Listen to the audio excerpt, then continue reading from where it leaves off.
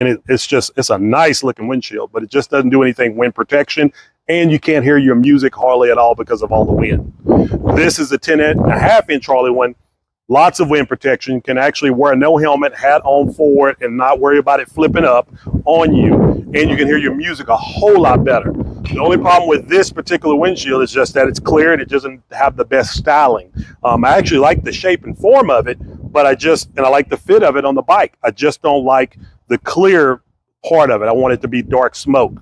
I'm 6 foot, so I can easily see right over it, no problem. This is the Klock Werks, so I'm gonna go ahead and pull this off. This is a new Klock Werks. This is not the big 13.5-inch. This is actually the 12-inch sport flare windshield for Klock Werks, okay? And it is the dark smoke. So this is what I'm about to go through. And then if you can look and see right here, it's a lot thicker than this one. So we'll see how well it fits, but it is a lot thicker.